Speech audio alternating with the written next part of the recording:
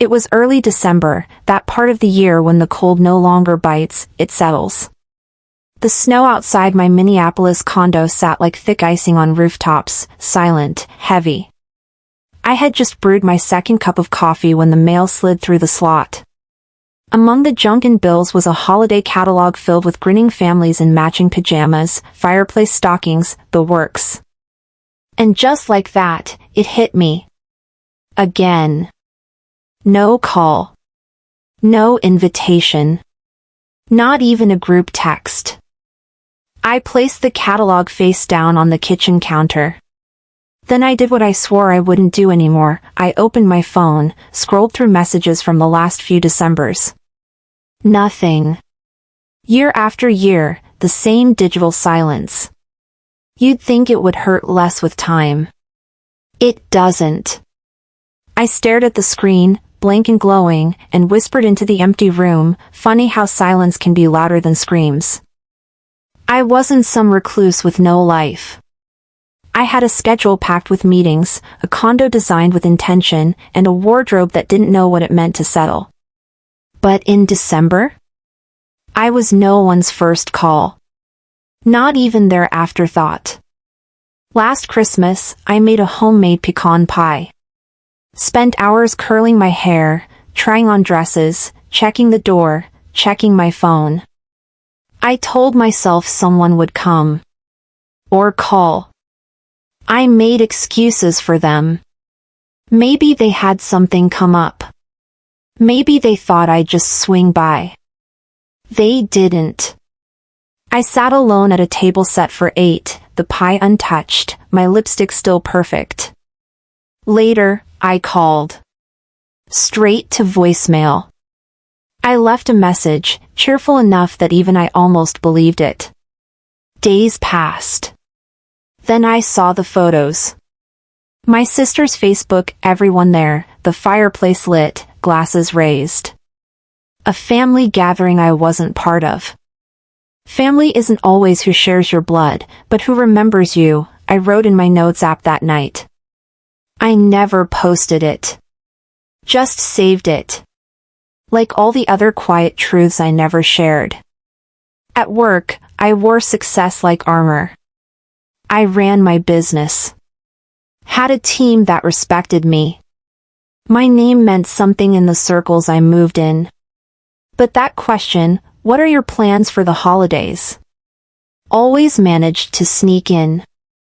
Last week, during a coffee break, a junior associate asked it, all smiles. I didn't flinch. Oh, Aspen. Friend's place, I lied with practiced ease.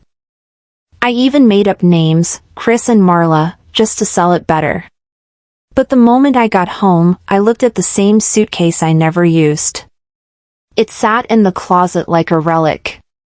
Every year, I packed it halfway and unpacked it completely. That evening, I poured myself a drink. The TV played one of those Hallmark movies where misunderstandings last 5 seconds and everyone forgives by Christmas Eve. I muted it. The email came at 7:42 p.m.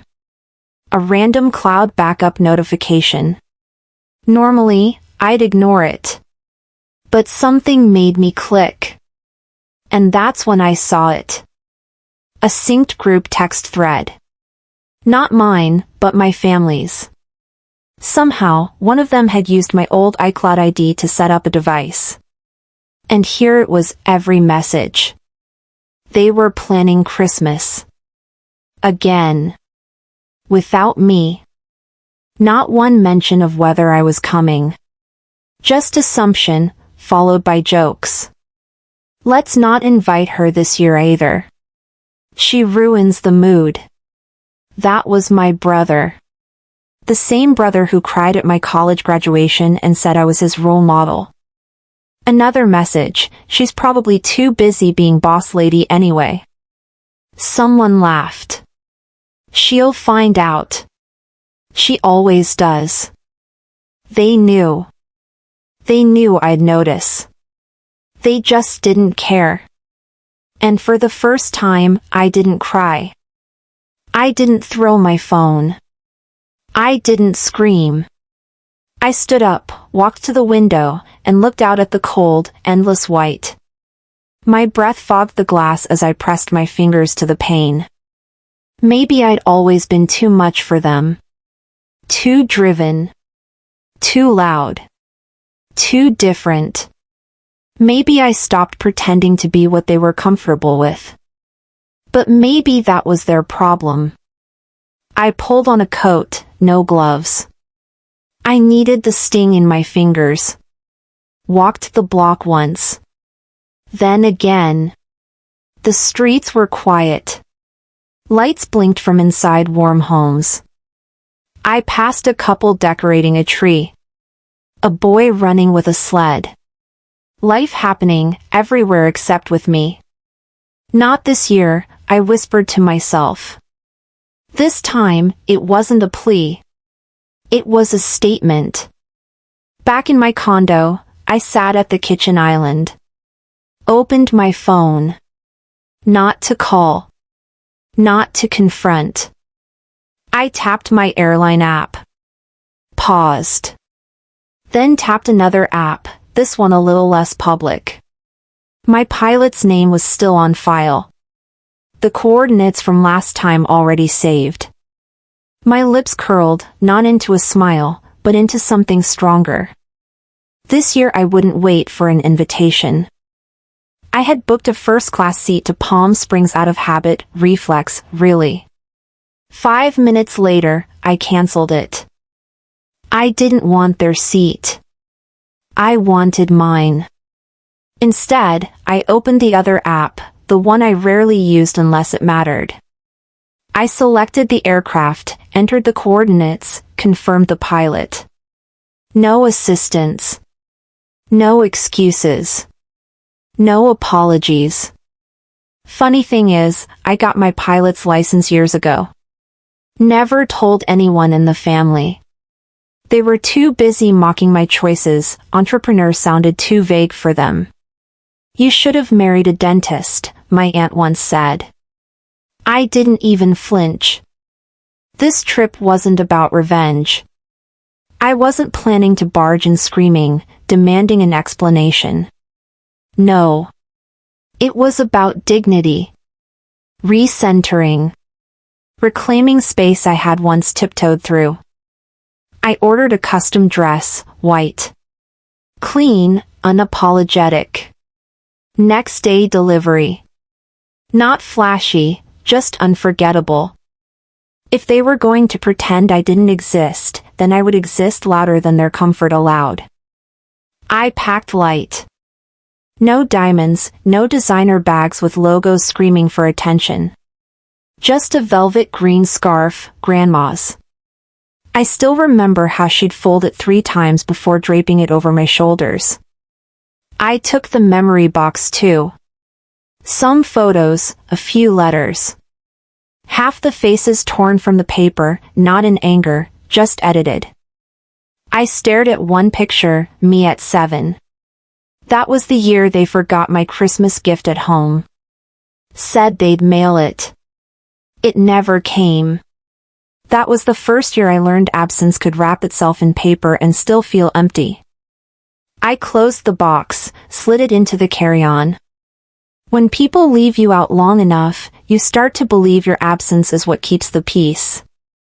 So I packed light and stood straighter than I had in years. The hangar was quiet when I arrived. No flashing cameras, no driver holding my name on a board.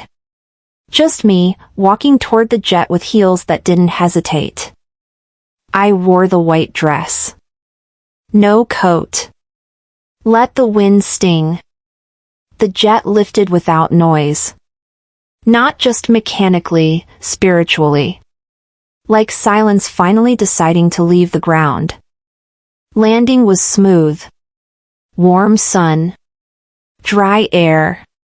Desert breeze brushing against everything fake in me and peeling it away. I stepped off alone. I caught sight of my brother parking. Same car he used in high school. That told me enough. I didn't wave.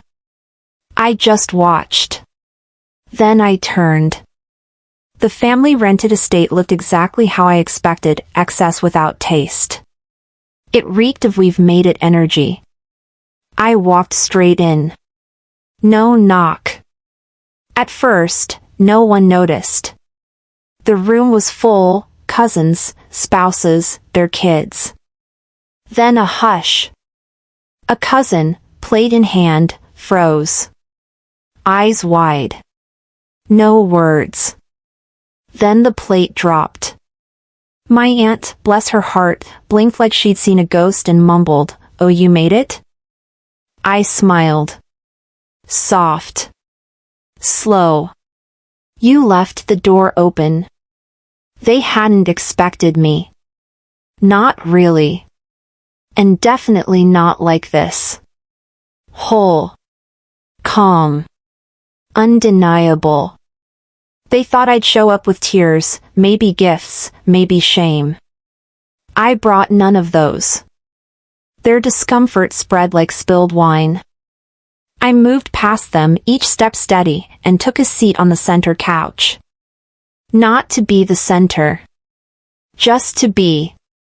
Let them adjust. Let them scramble. Let them ask themselves who this woman was. I didn't speak. I didn't try. I poured myself a glass of wine. Swirled it. Sipped once. Let their murmurs bounce off me like dust. They kept talking about weather, flights, some neighbor's dog. None of it mattered. They weren't really talking. They were trying not to see me. But I was already too loud, and I hadn't said a word. I sat there, remembering something Maya Angelou once said, "I come as one, but I stand as 10,000. And then I looked up. There, above the fireplace, hung a framed family photo. One I remembered taking. But in this version, I'd been cropped out. I didn't blink. I pulled out my phone. Opened my recording app. Let them speak first. I was done performing. There wasn't a chair for me. They had 12 around the long dining table. Place cards. Polished flatware. Napkins folded into perfect triangles. No 13th seat. No hesitation in anyone's face when I entered the room either. As if my presence wasn't unexpected, just inconvenient. I didn't flinch. Didn't ask. I walked down the hall, opened the utility closet, grabbed a folding chair. The metal creaked as I carried it in and set it beside the table. I pulled it out. Sat down. Smoothed my white dress. Dinner began like I wasn't there. The same way most holidays had gone, except this time, I was physically present. They talked about markets, kids' grades, golf trips. My name wasn't spoken. My plate filled itself. My wine glass stayed half empty. I didn't interrupt their flow. Between bites, I drifted, remembering the Christmas 3 years ago when no one called. The one when I made a pie and left it untouched. The one when I checked my phone 100 times and told myself maybe the power was out at their place. Tonight, the food tasted familiar but dull. Too much salt in the potatoes. The stuffing dry. Or maybe it wasn't the food.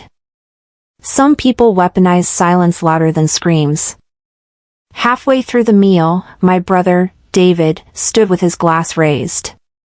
To family, he said, and to loyalty and to showing up. A few people chuckled. Nobody looked at me. They didn't have to. The words hung like frost in the air.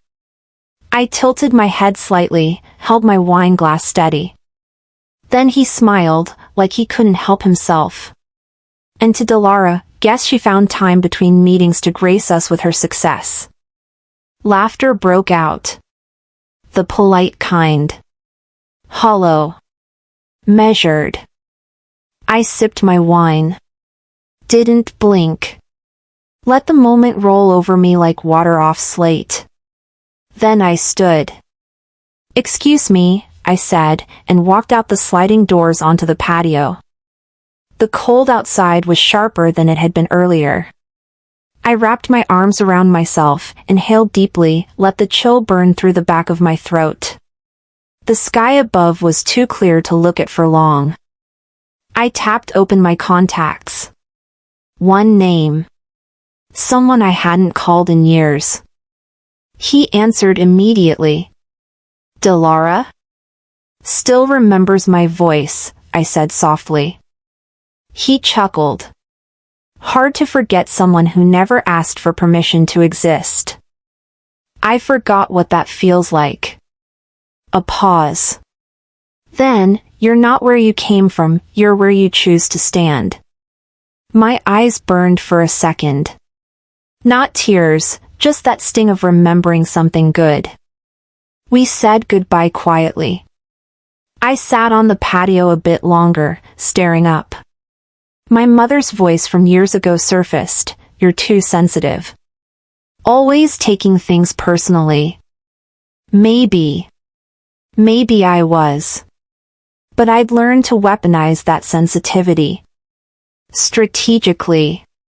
Quietly. Back inside, dessert had begun. Cheesecake, fudge, little chocolate mints in a crystal bowl. I sat back down. Lifted my napkin. And with the side of my fork, I scribbled on it. "Do not shrink for their comfort." I folded the napkin neatly. Slipped it into my purse. Next to a flash drive I hadn't touched in months, but kept close. Across the table, my cousin Lydia caught my eye. The only one who'd said anything to me earlier, soft, under her breath, "Nice to see you." I gave her a nod. Her expression shifted. She looked away too fast. Guilt or fear, I couldn't tell. "They think I came unarmed." I didn't. I stayed seated until coffee was poured. Small talk buzzed like static around me. No one asked where I'd gone. No one brought up David's comment. Clean smiles. Rehearsed lines. Then I stood to leave. I barely made it 3 steps when my mother said it. Quiet. Calculated.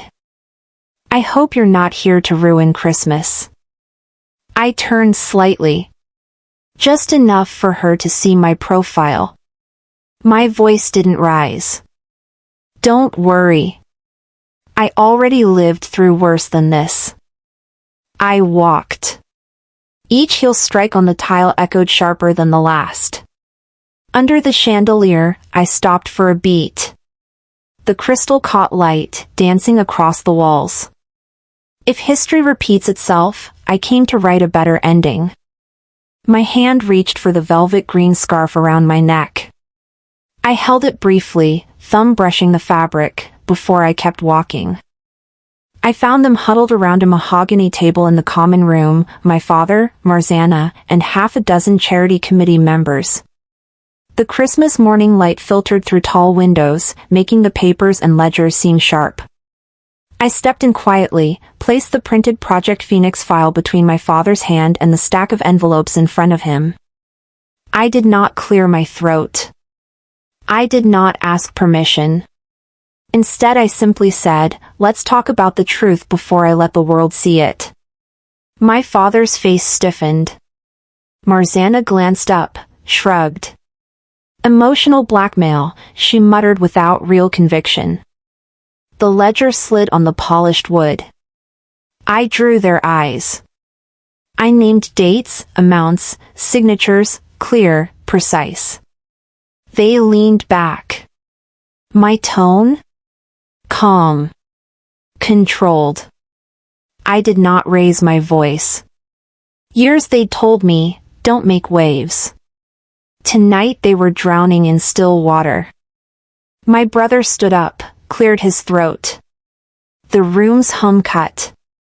He said to the group, "I heard the original plan. I heard it years ago to cut Delara out of credit." Silence scored the room. My mother tried to interrupt. "That's not how it was," but I held up one hand and said, "You taught me silence meant survival." I survived. No cheers. No denials. Only that slow, heavy hush that follows truth.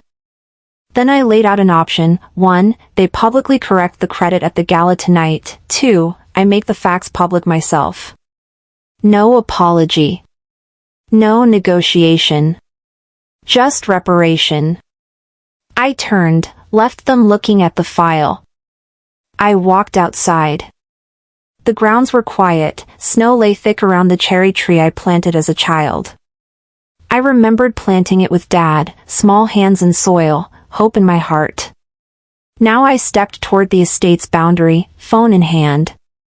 I called the legal team. "Transfer all shares of the estate to my name," I instructed. "Use clause, continued use permitted, pending respectful conduct." I paused long enough to feel the cold wind on my face and thought, I don't need to evict them. I just need them to know who holds the keys.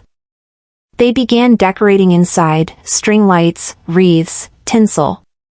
I walked back in and offered help silently, no one asked. My cousin Lydia leaned in and whispered, "They're scared of you now." I placed my hands on the star for the tree, took it, adjusted it with gentle firmness. "They should have been scared of my silence," I answered. I placed a single wrapped box under the tree. It read, "To Truth." Snow started outside. I opened my phone and began drafting my speech for the gala. In my mind I typed the line, "For those who were never invited, but arrived anyway." No anger. No vengeance. Just clarity and intention. I did not plan to burn bridges. But I wasn't crossing them blindfolded either. I walked the long hallway connecting the main house and the guest wing, each carpeted step echoing a memory of a place I helped build, and a memory of how little I'd been acknowledged in it. The photo wall caught my eye as I passed the living room, milestones captured in ornate frames, ribbons beneath names I didn't recognize, faces I forgot I once shared. My picture was gone. Replaced.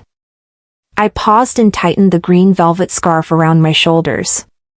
The mountain air seeped through the window crack. I pulled my coat closer.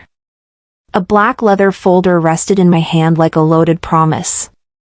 I flipped through the guest list for tomorrow's gala, executives, press, alumni, checking off those who would underestimate me before they met me. I reviewed the backup plan quietly in my head, remote access online, lawyer Romix on standby. And then my phone lit up. Foundation internal audit, urgent. I let the word hang for a moment, the screen's glow illuminating my face. Timing aligned. Truth prepared. That afternoon, the front door dinged and a parcel arrived, engraved crystal, shiny, framed, to Marzana, family's rising star. I carried the gift into the room full of chatter. I strode past compliments and the recipient's beam, setting the ornament behind a side table, untouched. Everyone congratulated Marzana, her smile wide, her husband proud. I stood silent. My internal thought, they accepted the trophy I earned, and forgot me again. I remembered Grandma's words, "If the world gives you someone else's title, quietly build your own kingdom." I glanced at the invitation I'd distributed earlier. No guest of honor. Just, truth will take its seat. Marzana whispered to her husband, "Why is she still here, exactly?" I didn't turn. I just let the question drift across the room and land where it belonged. Later, I retreated to the upstairs study. The leather folder lay on the desk beside jet charter papers and estate maps. I pulled it open. Inside, the contract showing I financed the land, constructed the home 6 years ago. Public records listed Marzana as the primary investor, confidential files named me. I compared the documents side by side. I typed a message to 2 board members, please review your files before tomorrow. My heart didn't race. It only registered, this isn't revenge, it's reconciliation between fact and record. My phone vibrated. Meeting in lobby in 5. I clicked send. And looked at the screen, my own reflection calm, composed, waiting. Snow began to fall outside as I stepped onto the patio. My breath formed mist beneath the house lights. The tree-lined grounds were quiet, as if holding its breath too. I wrapped my scarf tighter. I thought, they'll remember my name tonight, even if they don't call it out tomorrow. I checked my flight boarding pass on my phone, Aspen, Denver 23:45. I'll leave after the gala, if they wish I depart. Internal voice, I didn't come here to be recognized. I came to be remembered. A shadow moved at the window. Marzana's silhouette. Watching. Silent. I turned my gaze upward at the falling snow, heard the soft scrape of the glass, and took one steady breath. The calm before dawn. The calm before the expose. The chandelier shimmered, catching every flicker of candlelight like it had something to hide. I stood at the top of the stairs, one hand resting on the polished rail, the other clutching the folded speech I hadn't yet decided to give. Laughter floated up from below, glasses clinking, silverware chiming, a celebration in full swing. From the outside, it was perfect. Inside? Something was about to give. I descended slowly. No one noticed at first. That was always the story. Marzana, in her sequined burgundy gown, worked the room like a seasoned senator's wife, air kisses, measured praise, sweet lies. My father stood near the fireplace, telling the same story he always told about building the family's first foundation wing. Never once did he mention whose check had cleared. My brother caught my eye. A slight nod. That was new. I reached the bottom and walked past them, silent, as if I belonged. No spotlight, no microphone, just truth wrapped in a green velvet scarf. The gala program began. Speeches. Awards. A moment of silence for forgotten heroes. I bit my tongue hard enough to draw blood. Then, my name appeared on the event slides, buried, tiny, under contributors. No bio. No photo. Just D.W. That was the push. I stepped onto the stage between the mayor's applause and the next round of flute pouring. The crowd quieted not out of respect, but confusion. The MC stuttered, "We have an addition?" "Yes," I said into the mic, an overdue one. I pulled a USB from my pocket. Plugged it into the podium screen. A new slideshow began. Financial statements. Transfers. Project Phoenix funding routes. All roads led to me. All signatures not mine. Gasps. A couple of phones already filming. Marzana's smile cracked. "Let's be honest," I continued. "It's easy to erase someone when they're quiet. It's harder when the receipts show up." My mother stood. "This isn't the time, Delara." I turned to her slowly. "It's always been your time. Just not mine. Until now." Silence. And then, scattered claps. Hesitant. Unsure if it was safe to support me. I didn't need applause. I needed clarity. Behind me, the final slide showed the contract, the Aspen estate transfer, my name in bold. I looked out at the sea of confused faces. Tomorrow's headlines will say I made a scene. That I embarrassed my family. But if they print the truth, they'll know I reclaimed it. As I stepped off the stage, Thatcher blocked my path. You couldn't just let it go? He whispered. I leaned in close enough that only he could hear. You're not the secret keeper anymore.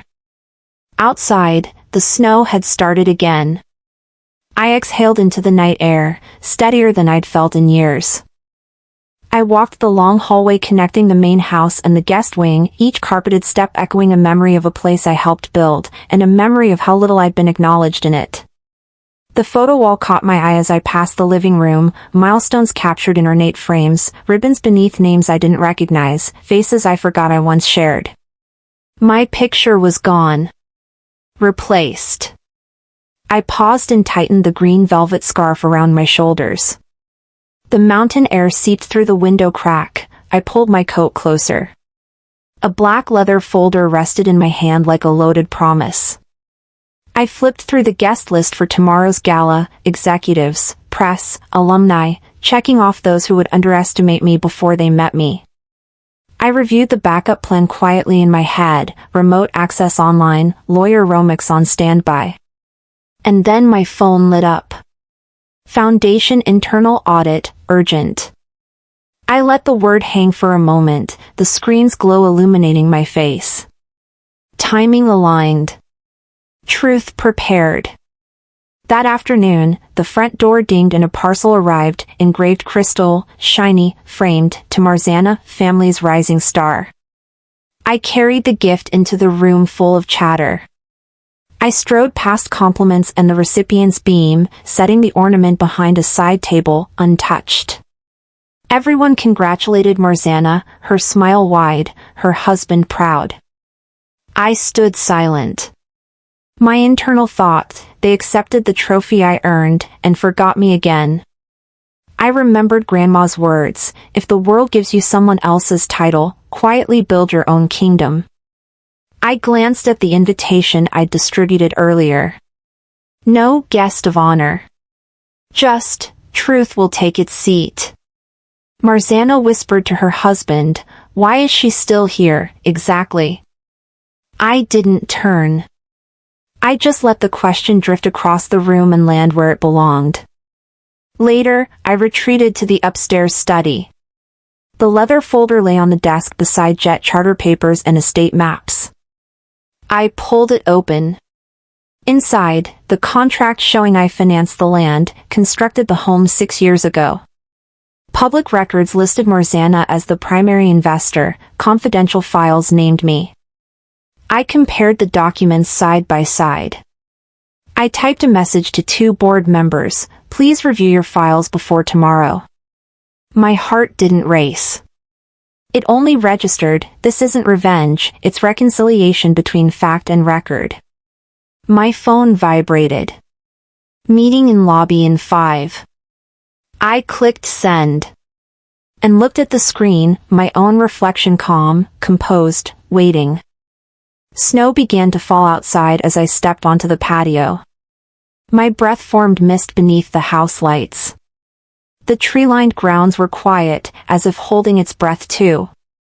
I wrapped my scarf tighter. I thought, they'll remember my name tonight, even if they don't call it out tomorrow. I checked my flight boarding pass on my phone, Aspen Denver 23:45. I'll leave after the gala, if they wish I depart. Internal voice, I didn't come here to be recognized. I came to be remembered. A shadow moved at the window. Marzana's silhouette. Watching. Silent. I turned my gaze upward at the falling snow, heard the soft scrape of the glass, and took one steady breath. The calm before dawn. The calm before the expose. Morning light hit the glass panels of the Aspen estate, refracting through pristine snow onto the white carpet. I arrived at the gala early, suitcase folded in the back of my car, no need for ceremony. The hall bustled with family, charity patrons, press. I paused at the threshold, adjusting my green velvet scarf, and entered the room as though I belonged. They saw one familiar face among many. I observed them before they observed me. The hush that fell when I walked past the foyer was mine to hold, a tribute to years I stayed silent. The lights dimmed as they introduced the visionary donors for the evening. I stood at the edge of the crowd, watching Marzana's grin stretch under the spotlight. The room cheered when her name echoed. I didn't move. I didn't applaud. I folded my arms, steady, as flashbulbs popped.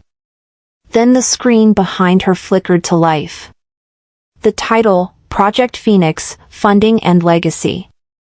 A ledger appeared. Dates, signatures, amounts, all clearly linked back to me. Voices in the room caught midway. My father's face turned ashen. My brother's eyes locked on mine. The hush stretched. Panic bubbled. This is clearly your signature, I said, stepping onto the stage. The pause that fell took more time than I expected. Cameras zoomed in. I funded this house, I stated simply. I built more than you credited. The murmurs became a wave. I held still. I didn't need to yell. I just let truth ring. After the formal remarks, the gala's air shifted. People approached me with congratulatory whispers. My aunt tried to pull me aside. Delara, this isn't how we do things. I smiled. No anger. Clarity. This is exactly how it's done, I replied. I walked past them and exited into the cold terrace. Under stars and falling snow, I didn't feel small. I felt real. The estate behind me glittered like a prize I no longer needed to chase. I pulled out my phone, checked the departure time. I boarded later that night. Alternative was staying and fighting the ghosts of their definitions.